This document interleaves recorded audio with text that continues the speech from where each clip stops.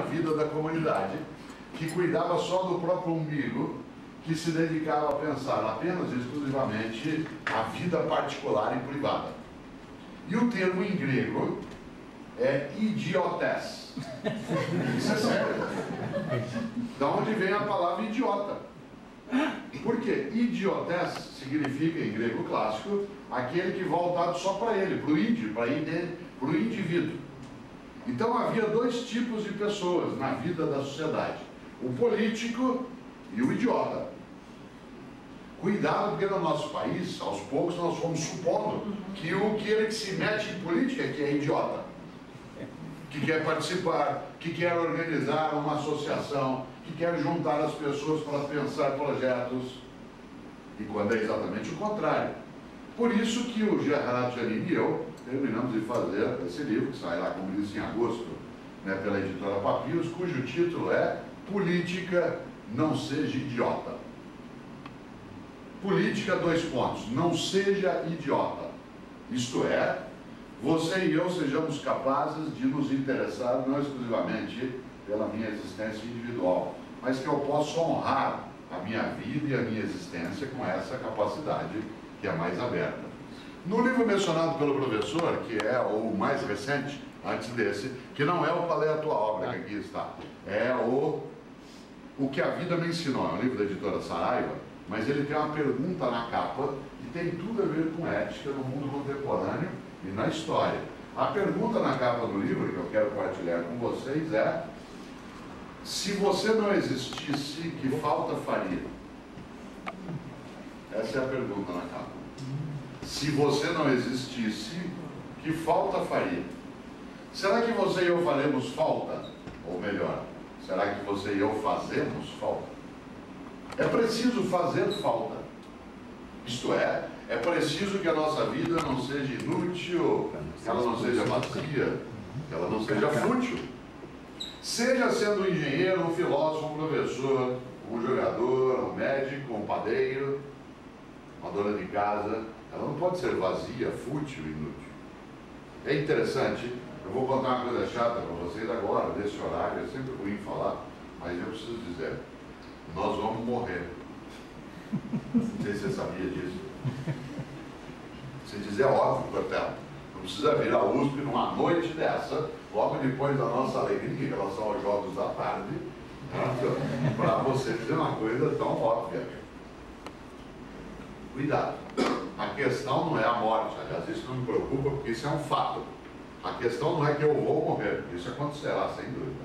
A questão é o que eu vou fazer da minha vida até que isso aconteça, para que a minha vida não seja vazia, inútil, fútil. Nós somos mortais. Você sabe que nós somos o único animal que é mortal. Todos os outros animais são imortais, sem exceção. Você diz, claro que não. Não. É que todos os seres vivos morrem, mas nós somos o único que, além de morrer, sabe que vai morrer. Por isso nós somos mortais. Porque quando não existe a consciência, não existe o fato para aquele que não sabe. Desse ponto de vista, o teu gato está dormindo tranquilo agora. O teu cachorro está numa alegria danada, ele não sabe que vai morrer. Ele vai, mas ele não sabe. Ele vive cada dia como se fosse o único. E nós vivemos cada dia como se fosse o último. E um dia a gente acerta.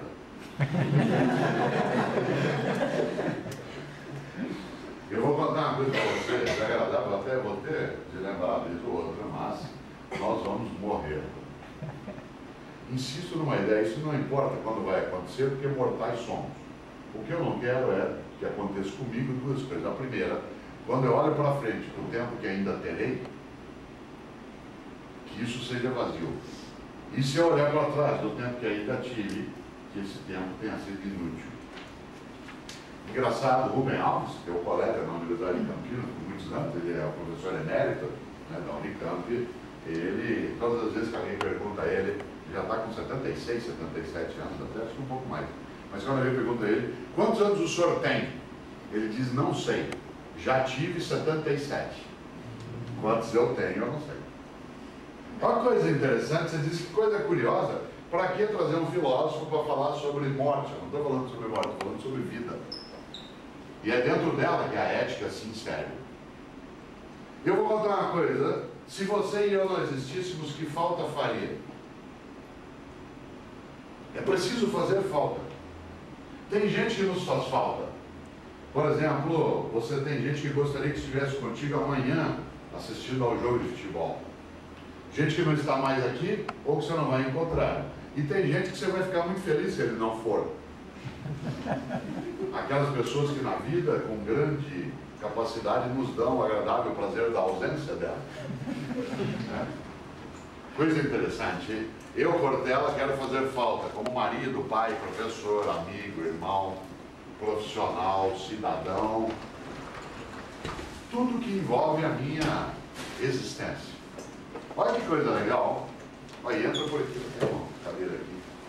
Ou se quiser aqui, mais fácil então. Aí você já levanta e pega um sanduíche. Vocês não precisam aguardar eu parar de falar para que isso aconteça. Então você pode até circular se quiser, porque isso é uma reflexão, não dá uma aula, né? Você está constrangido a aguardar. Olha que coisa interessante, hein? Se você não existisse, que falta faria? O que isso tem a ver com ética?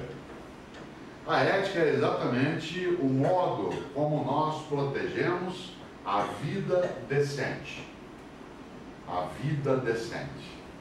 A vida de todas e todos decente. Vida de alguns decente não é vida decente. Hoje se fala muito em qualidade de vida, inclusive na área da tecnologia. Mas não se confunda qualidade com privilégio. Qualidade que não atinge o conjunto dos viventes não é qualidade, é privilégio. Vou dar um exemplo concreto. São Paulo é uma cidade na qual se come muito bem. Isso é inegável. Quem come? Quem come o quê? Esta nossa estrutura acadêmica, seja a USP, a PUC, outras universidades, a Unesp, a Unicamp, são universidades de excelência. A quem elas beneficiam? Eu não estou falando das pessoas que a frequentam, elas frequentam apenas. Estou falando de aqueles que a frequentam, como você e eu, qual é o resultado que nós fazemos para o conjunto, não só para a vida exclusiva e individual. São Paulo é uma cidade que tem 250 cinemas, tem 68 teatros, tem 43 museus, nós estamos próximos a alguns deles. Quem pode frequentá-los? E não é um problema de autorização financeira, é um problema também de fruição, de aproveitamento. Não se confunda qualidade com privilégio. Quer ver um exemplo? Eu passei o dia hoje em atividades, fazendo algumas conferências, de manhã eu estava na Marginal Pinheiros, agora eu estava lá na Vila Olímpia, e na volta eu passando ali pela Paulista, indo para cá, me lembrei de uma coisa. Você sabe que a Avenida Paulista tem 2,5 km. Ela vem lá da Praça Oswaldo Cruz, lá da Bernardino de Campos, até aqui a Praça do Expedicionário, que é onde termina a Avenida Angélica. Nesses 2,5 km, você já observou uma coisa. Não só você tem ali todas as catedrais financeiras, mas você tem, naquele espigão da Paulista, que é a área mais alta da capital, você tem dezenas de hospitais públicos e privados. Em toda aquela região. Públicos e privados. Tem laboratórios, tem clínicas, há uma concentração de alta densidade, né, naqueles 2,5 km nas laterais e dentro dela. Desde, repito, o hospital público de ponta, né, como o Hospital das Clínicas, o INCOR, etc., até os hospitais privados, etc. Pois bem, vou contar uma coisa que talvez você não imagine. No espigão da Paulista, nos 2,5 km, tem mais tomógrafos do que no Canadá. Certo? Em outras palavras, aqueles 2,5 km com laboratórios, etc., eles têm mais aparelho de tomografia do que a nação número 1 em equivalência de qualidade de saúde.